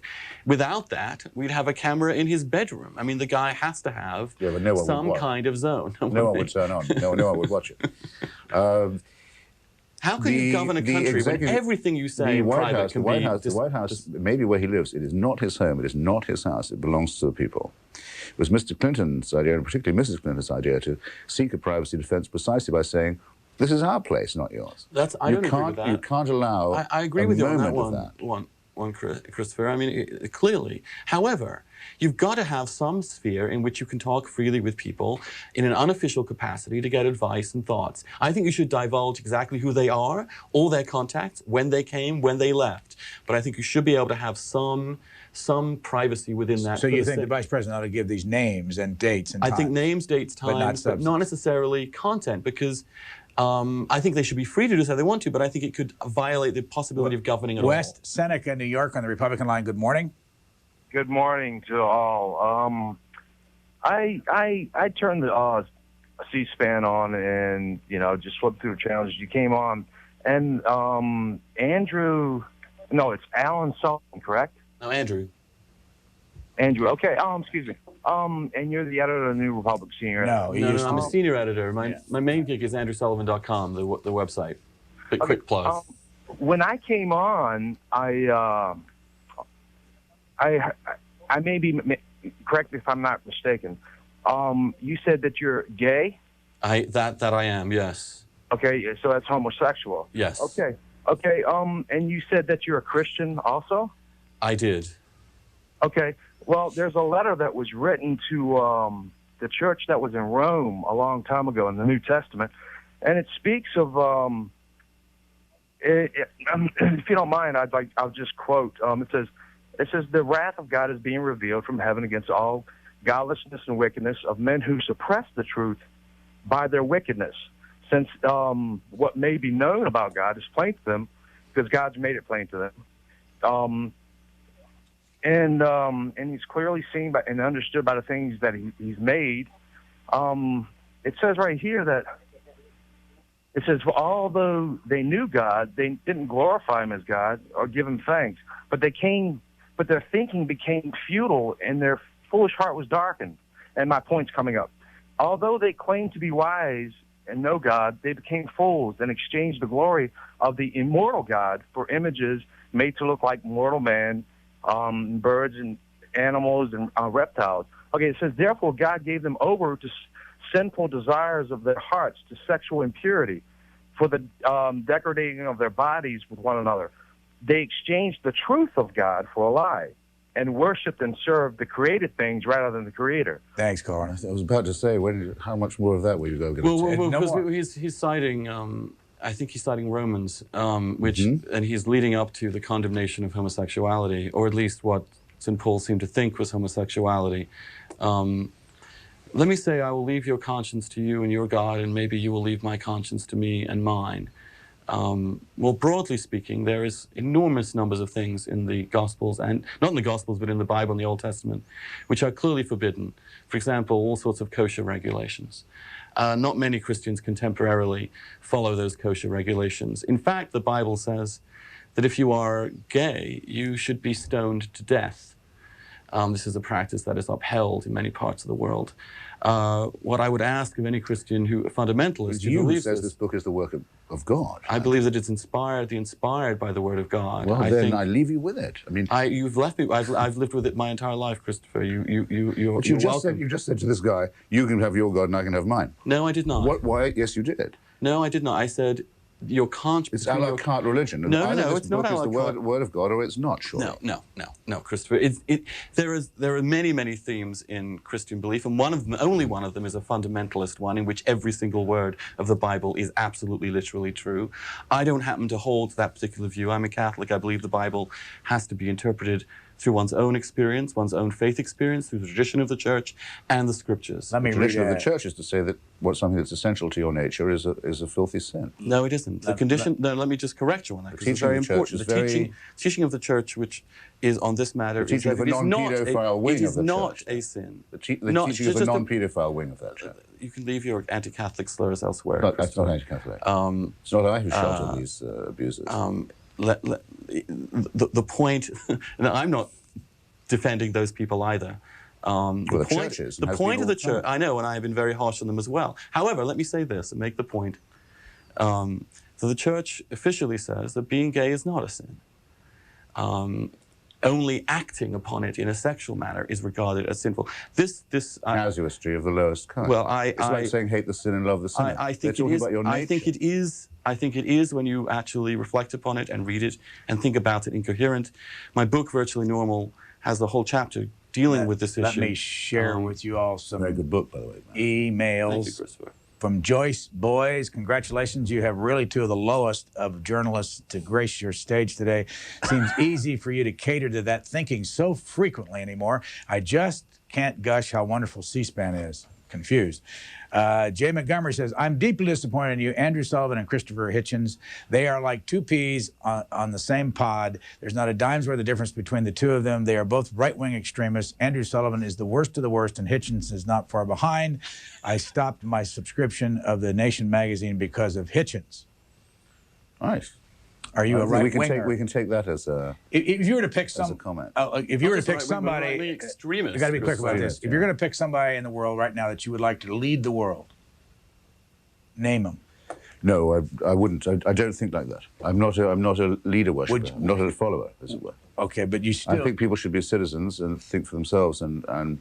If you were to become a member of a political party in this country, could you name one? No, certainly not. Do you like Ralph Nader?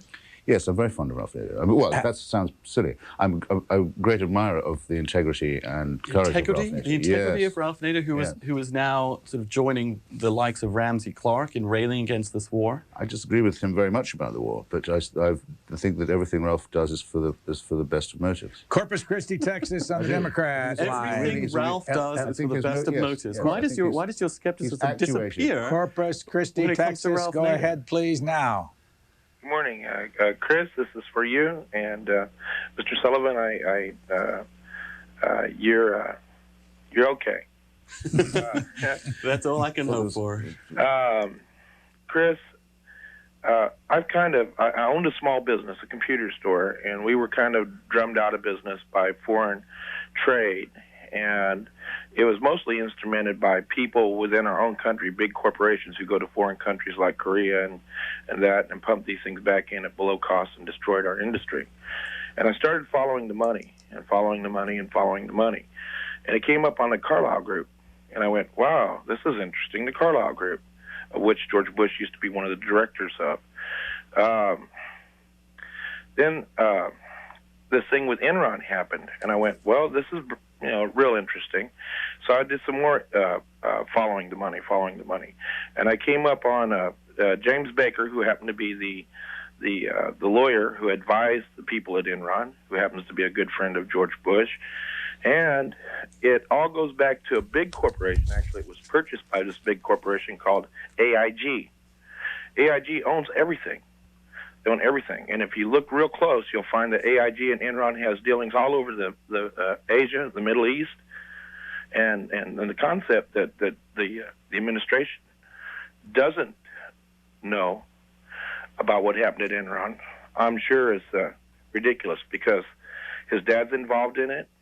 His sister's, Kathleen Bush, is one of the main administrators for AIG. And Kathleen I was Bush. just wondering if Whoa. Kathleen, whose sister? Kathleen Bush.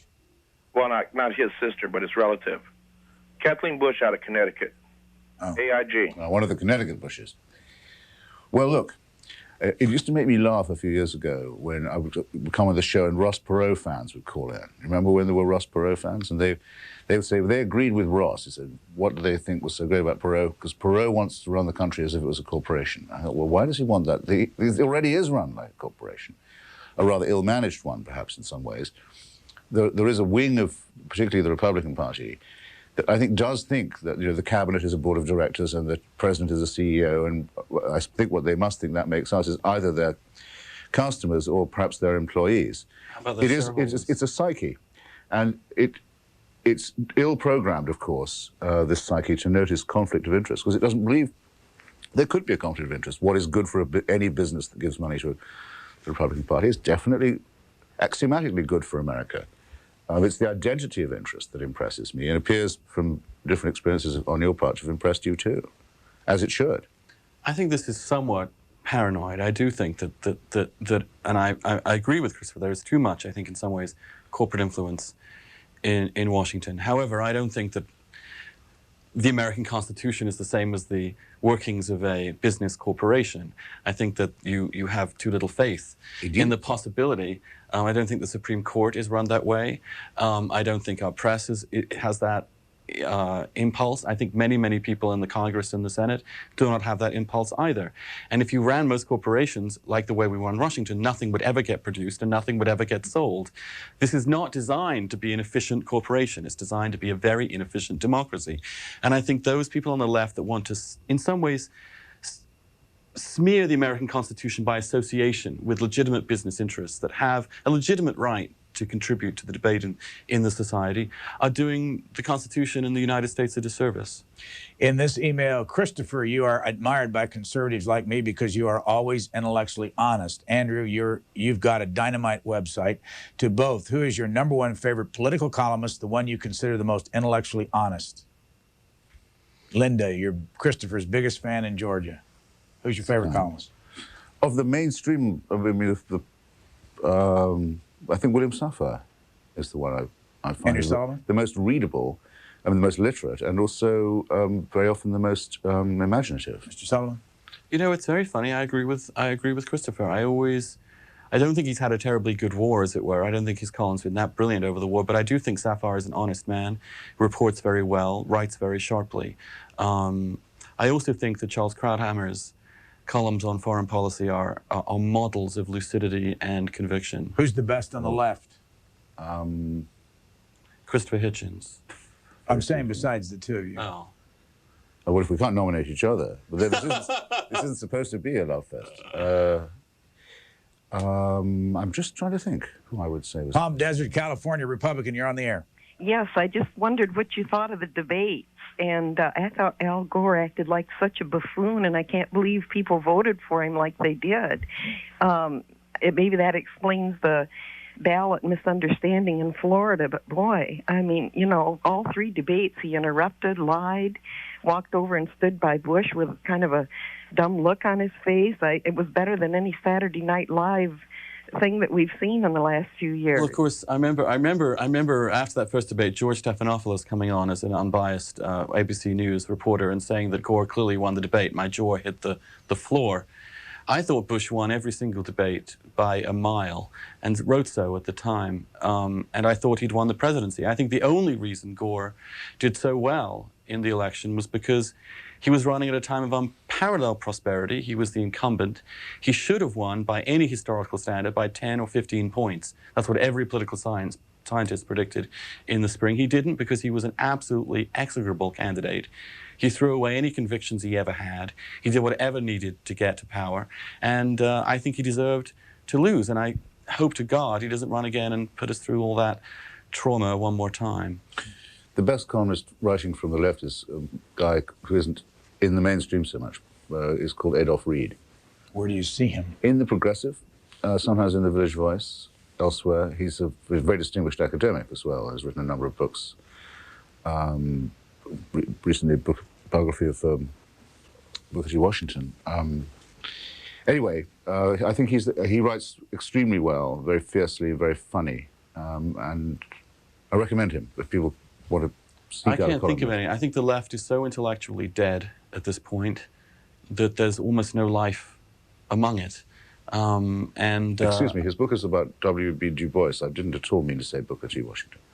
Let's go to Bedford, Indiana, waiting. Let's go. We've got a couple of minutes left. Go ahead, please. Yes, good morning, and please let me get my issues in. Mr. Sullivan, the hate that you have for the left-wing party is just simply terrible.